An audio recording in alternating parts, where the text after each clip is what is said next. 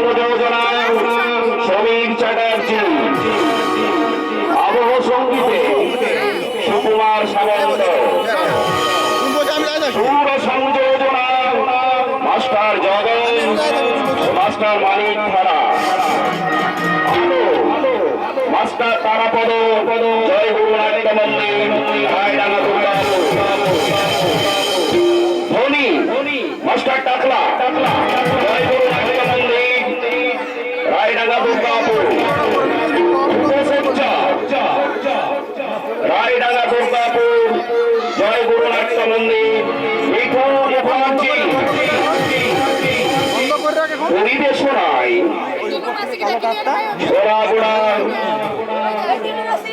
বিদ্যার্থী সংঘ ও তার সদস্যবৃন্দ।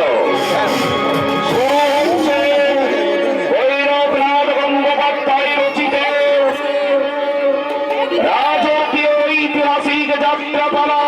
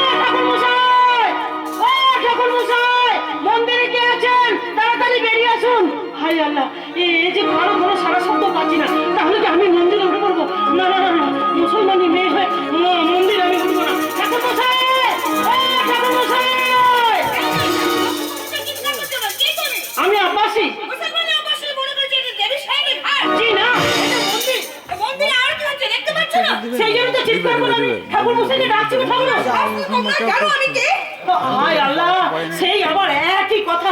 এদিকে যে বড় দেরি হয়ে যাবে, ভাইজানকে জানতে পারলে কোনো ভাবনা ছিল না। মুসলমানি মেয়ে আব্বাসি চিৎকার কি তোমার কানে যাচ্ছে না? কেন আপনি তখন থেকে চিৎকার করে আমায় কি আব্বাসি বহিন তুমি মন্দিরের দরজা শয়তান আসছে। শয়তান ইবলিসের চেয়ে শয়তান, দেবতাদের দুশমন, হিন্দুদের আতঙ্ক, তার নাম হাজী মোল্লা সরফ। তার নাম শুনে হিন্দুরা থরথর করে কাঁপে। তার পুরাতনের উপর প্রজাপতির বিগ্রহ চূর্ণ বিচূর্ণ, বাংলার ছায়া প্রতিষ্ঠিত করলি হিন্দুদের ভয়। তার পুরাতনে বন্ধ হয়ে গেছে সেই শয়তানের পদ দেবী গ্রামের মাটিতে। আব্বাসি বহিন, এ খবর তুমি কোথায় পেলে? দেবী সাহেবের ঘাটে। যেমন আমি কলসি ভরে পানি আনতে যাই, আজও তেমনি পানি আনতে গেছিলাম। হঠাৎ কাশবনের পাড় থেকে শুনতে পেলাম কারা যেন ফিস ফিস ফিস ফিস করে কি বলছে। তারপর সাহসে বুক টান করে দিয়ে তাদের দিকে এগিয়ে আমি শুনতে পেলাম যে ওরা ছিল তিনজন। তার মধ্যে একজনকে আমি চিনতে পেরেছি, আক্তার ভাই। হ্যাঁ, আক্তার আলী। হ্যাঁ গো ভাইজান, ওরা বলছে হাজী মোল্লা সরফ বলছে ওই মুর্শিদ কুলি খান নফরের আলীবর্দীকে নিয়ে আজ রাতে ওরাই মন্দিরে হানা দেবে। মহারাজকে খবরটা জানিয়ে বলুন, তিনি যেন উপযুক্ত ব্যবস্থা করেন। একবার একবার পাড়ার লোকজন সবাই জেনে গেলে তুমি দেখবে সব ভয়ে পিছিয়ে গেছে। তারপর সবাই ছুটে আসছে 10 জন মরদ আর হুজুরজি ভাইজানকে সবার আগে রক্ষা করতে আসছে আমার খতম মুস্তা। আমি না জেনে তোমাকে আমি অনেক কথা বলেছি, না বুঝে তোমাকে আমি অনেক কথা দিয়েছি। বৌরানী তুমি আমাকে ক্ষমা করো নি, তুমি আমাকে ক্ষমা করো। বৌরানী তোমার কাছে আমি ক্ষমা চেয়ে নিচ্ছি, তুমি আমাকে ক্ষমা করে দেহি, তুমি আমাকে ক্ষমা করো। ভাইজান বৌরানী সব কি বলে গেল? বুঝলে না? কি করে বুঝবো? আমি কি কোনোদিন পাঠশালায় গেছি না ওই মাদ্রাসায় পর্যন্ত গেছি তাও জানি না। আমি তো রোজ দুবেলা চাষ করি আর ওই খিদে পেলে শান্তি ভরে নিয়ে আমি পান্তা ভাত পানি দিয়ে খাই। ওই মিয়াদের বিবিরা যখন নামাজ পড়ে আমি তখন মুরগির বাচ্চাদের উকুন বাছি। আব্বাসি হ্যাঁ হায় আল্লাহ, শুধু বকবকই করে যাচ্ছি। ও বৌরানী যে বালকিতে পা দিল। ভাইজান তোমার কোনো ভয় নেই, তুমি কিন্তু মন্দিরের দরজায় সারা রাত পাহারা দেবে। ভাইজান তোমার কোনো ভয় নেই। ভাইজান 10 জন মরদ ছুটে আসবে। যদি কোনো বিপদের হুমকি দেখো তাহলে মসজিদের পশ্চিম পাশ থেকে তুমি একবার চিৎকার করে ডাকবে তোমার পাশে তখন ছুটে আসবে এই মুসলমানি বাহিনী আব্বাসী। যখন তাপসীরা ফুল তুলে দেয় রাবেয়ার হাত রেবাচে নেয় সত্যপীরের সিদ্ধি, ঠিক তখনই গর্জন করে যেমন সেই তুমি চান পোশাক আমার রাম রহিমের ভালোবাসা করবে ফরমান তোমার কান নাগে নিয়ে পিছের সফল মারে। এই তো তুমি কি তা দেখতে পাও না? তবে কোথায় তোমার সেই মহা উৎসাহ ধ্বনি, কোথায় তোমার মন্ত্রিত বড়া বড়া ভয় বাণী? যদা যদা হি ধর্মস্য গ্লানির ভবতি ভারত। আল্লাহ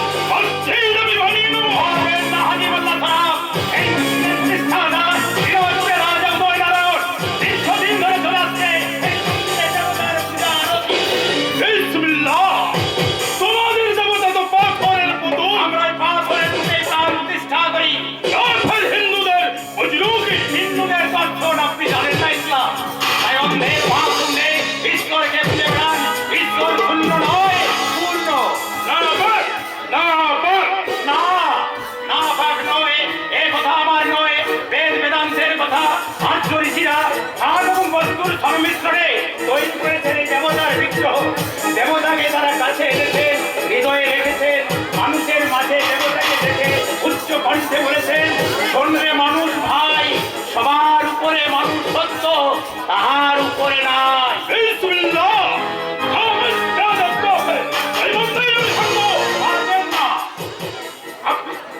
আপনার ঘর মান্যতার পর করা আচরণে ধ্বংস হয়ে গেছে হাজার হাজার দেবতার মন্দির। আপনারই খেয়ালের খেলায় রাজা সীতারাম রায়ের সোনার হুজরার মাঝি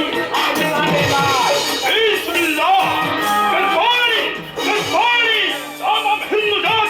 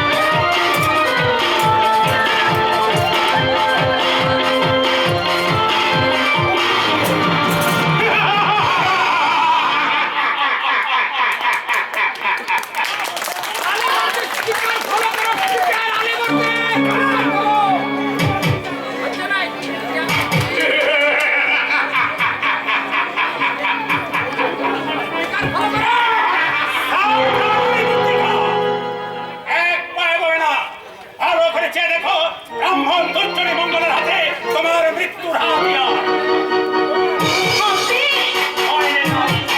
হাতে হাতিয়ার থাকলে পৃথিবীর কারো ক্ষমতা নেই আপনাকে অপমান করে।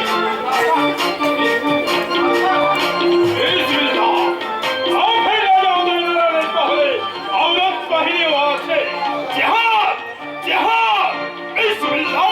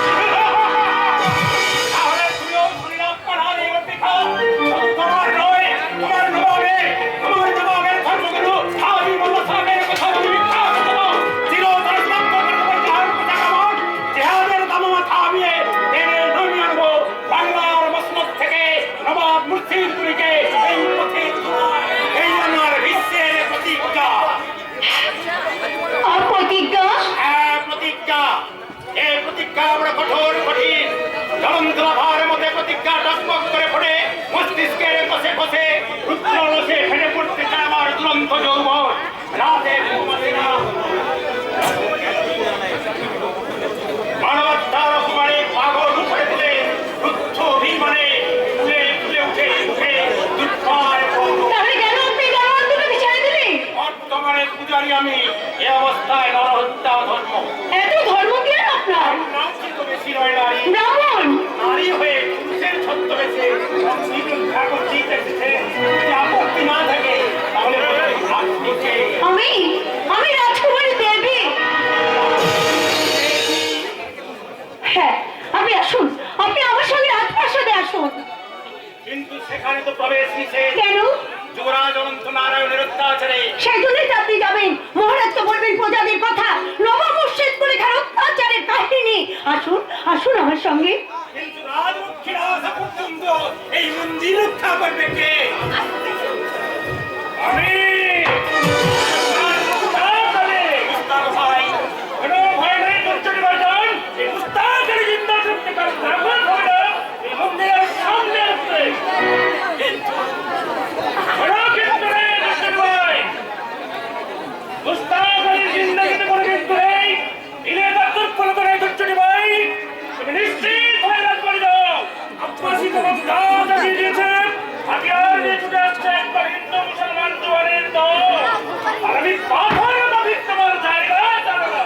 আশ্চর্য, হিন্দুর মন্দির রক্ষা করতে ছুটে আসছে মুসলমান জওয়ান।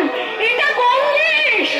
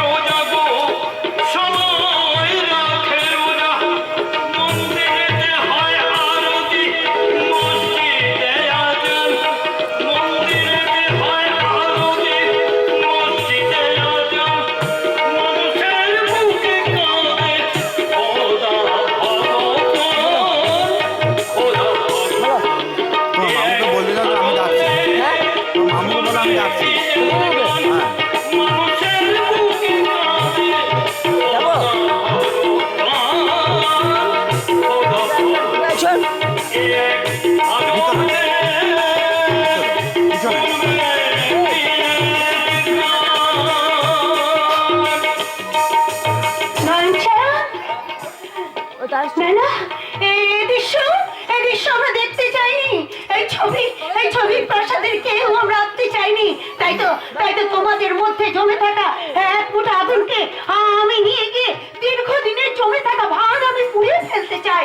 তোমাদের কাছ থেকে এই বীর ব্রাহ্মণকে আমি ভিক্ষা পেতে চাই। নিয়ে যাও দেবে ওকে নিয়ে যাও। মুস্তাক ভাই এই মন্দিরের সামনে রইল, তাই না? আর আমি চললাম মন্দির ছেড়ে ওই মসজিদের দিকে। কেন? শয়তান আজই বলল সরব, যাতে ওখানে গিয়ে মসজিদে বিষ ছড়াতে না পারে সেদিকে লক্ষ্য রাখতে। এই এক আজব দেশ শুনবে কি রে? মানুষের বুকে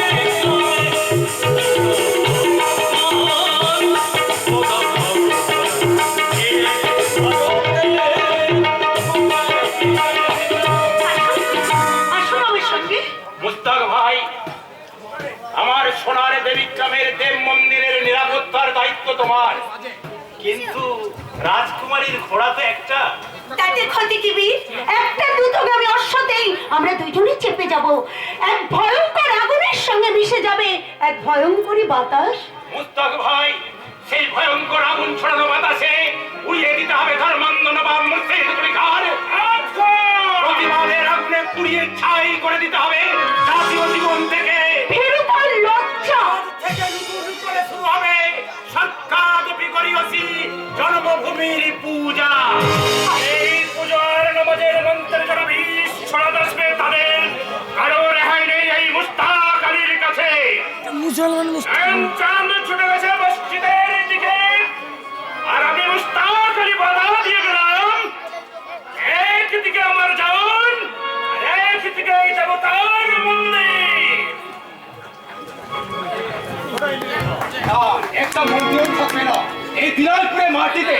এবং মুর্শিদ কুলিখার সঙ্গে আমার অপরের সাথে সাহায্য করবো। বিনিময় তিনি দিন ওকে দিনাজপুরে রাজ সিংহাসন। কিন্তু কালে দুপুরে কিন্তু বাসাদির খবর মন্দিরে পৌঁছে দিল কে? আমি। তুমি? মনে হয় যেন আকাশ থেকে পড়েছো। হ্যাঁ পড়লাম, কিন্তু মন্দিরে কিসে কেন? কেন? তুমি কি হিন্দু নাও? তুমি কি ব্রাহ্মণ কুলে জন্মাওনি? তুমি জানো না যে হিন্দু ঘরের মেয়েরা মন্দিরে যে পূজা পুষ্পাঞ্জলি দেয় তাদের স্বামী, তাদের সন্তান, তাদের সংসারে মঙ্গল কামনা করার জন্য? জানি, কিন্তু মানি না। তুমি কি অসুস্থ?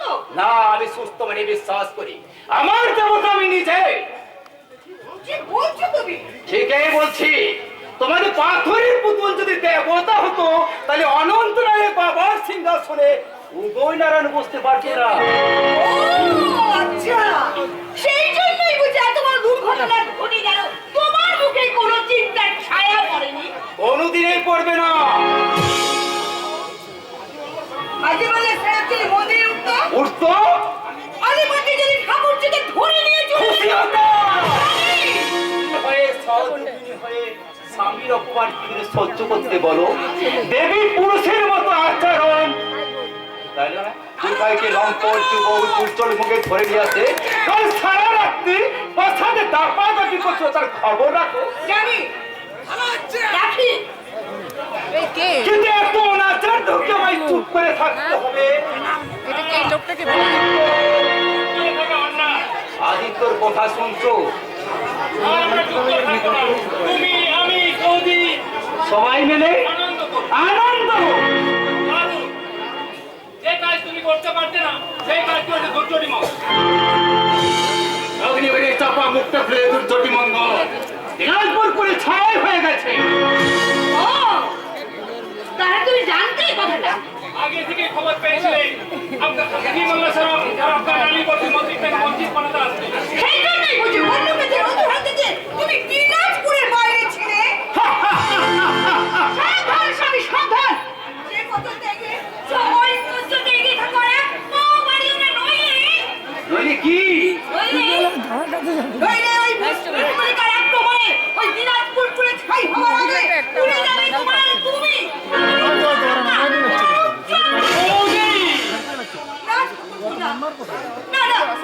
আমি কিচ্ছু বলবো না, আমি কিচ্ছু বলবো না। আমার সব মনে থাকে, আমি এক্ষুনি গৃহ দেবতা ঠাকুরের কাছে গিয়ে আমি মাথা কুটে তার কাছে বলবো, ঠাকুর আমার স্বামীর তুমি মঙ্গল করো, তার মুখ থেকে সমস্ত অন্ধকার দূর করে দিয়ে তার মনে তুমি আলো জ্বেলে দাও, তাকে তুমি শান্তি দাও, তাকে তুমি শান্তি দাও, তাকে তুমি স্বস্তি দাও, তাকে তুমি এ বয়স নতুন এক সাধারণ নারী তাহলে তুই কি সাধারণ মানুষের মতো জীবন কাটাতে চাস? জীবন আগে জন্মা, কেন বাবার সিংহাসনে দখল চাস না? আগে বেদখল হোক। কেন হয়নি বাবার সিংহাসনে কে? কাকা পরম আত্মীয়। পরম সত্য। আমার ভাই কাকা যদি শত্রু হয় দাদা, তাহলে আমার ভাই তুমিও তো কম শত্রু নও। তর্ক করবি না। চুক্তি করছি দাদা, এখনো অনেক সময় ও পথ থেকে ফেরো। না, আমি সদাপতি সিংহাসন পাবো না। তাই কত পথ ধরে আমি আমার বাবার সিংহাসন দখল করবো, অভিনয় করবো। অভিনয়, ভালো মানুষের অভিনয়, রাজার অভিনয়, সহজ সরল সত্যপতির অভিনয়। অভিনয় তোমার ভালো হচ্ছে তোমার। এখনো তুমি হাসছ? তুমি কি দুর্ঘটনার কথা শোনি? জানো না দিনাজপুর রাজনীতি ভয়ঙ্কর বিপদ। বিপদ তো দেখি স্বেচ্ছায় ডেকে এনেছে কাকা। বিপদ আমি ডেকে আনিনি, আমি ডেকে এনেছি এমন একজনকে যে হাসতে হাসতে বিপদের মুখে ঝাঁপিয়ে পড়তে পারে। তার কোথায় সত্যতার প্রমাণ কি? অনন্তনারায়ণ ঠিক কথাই বলেছেন মহারাজ। আপনারা দয়া করে আমাকে বিলাসের সোনার খাঁচা থেকে মুক্তি দিন। আপনি বন্দী, ধনির চাবুক আমার সহ্য হয় রাজকুমার, উপহাস সহ্য হয়। আপনার অনেক শিক্ষা হয়েছে রাজপ্রাসাদে এসে, অনেক কিছু শিখলাম এক রাত্রি থেকে। কি শিখলে? মানুষের এই বিলাস মন্দিরে দেব মন্দিরের শঙ্খধ্বনি পৌঁছায় না। কি বলছেন? এই পোশাকের বোঝা চাপিয়ে দিলেন আমার দেহে। কেন পাঠিয়েছেন এত বহুমূল্য খাবার? আপনারা জানেন দেশের কত মানুষ আজ উপোস করে আছে? ভাবো, তবে তো আমি চিনতে পেরেছি। আশারে ছিলাম না, তাই চিনতে দেরি হয়েছে। কিন্তু মনের গোসার্থ পর শয়তান দেবে তোমাকে চিনতে ভুল করলো, আমি তোমাকে চিনতে ভুল করলো। কেউ ঠকিয়েছে দাদা তুই প্রতারিত। কি বললেন আপনি? আমি অস্বীকার করতে পারো তোমার চাতুরি। কাকে তুমি হাজি মোল্লা আলিপুরটি কাস্টে খুলে গিয়ে তুমি ইজ্জত রক্ষা করেছো, মন্দির রক্ষা করেছো। সাত প্রতারক কবঞ্চ মহাত্মা রাজা উদয় নারায়ণের মন জয় করে এ করতে চাও? এই কে আছে শয়তান লম্পট দুর্দিনী মঙ্গলকে? এত বড় দুঃসাহস, এত বড় তোমার বুকের পাটলম্পট! আমার কথা শুনবো না, বিশ্বাস করবো না তোমার কথা। আমি যে তুমি যে আমার মেয়ের সঙ্গে প্রতারণা করেছ তা আমি কালেই বুঝেছি। বুঝেছিলাম বলেই কাল রাত থেকে কোনো কথা না বলে, কোনো বাধা না দিয়ে সকালের জন্য অপেক্ষা করে আছি। না, কোনো কিন্তু নেই।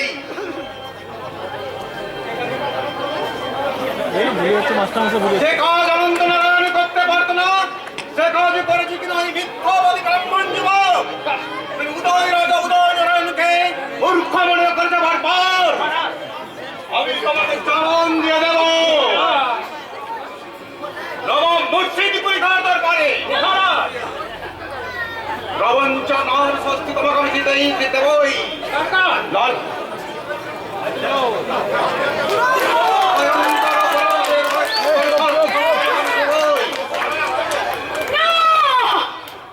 অনেকক্ষণ চুপ করে থেকেছি, কিন্তু আর চুপ করবো না, আর চুপ করে আমি সহ্য করবো না। কি করবি বাচাল কন্যা? তোমার অন্যায় বিচারে আমি প্রতিবাদ করবো বাবা। ভেতরে চলো দিদি। কেন ভেতরে যাব? কেন কেন একটা নির্দোষ মানুষকে বিপদের মধ্যে ঠেলে আমি চলে যাব? সত্য আজ মিথ্যা ধারের পরে মিথ্যা হয়ে যাবে, মিথ্যার কালো মেঘ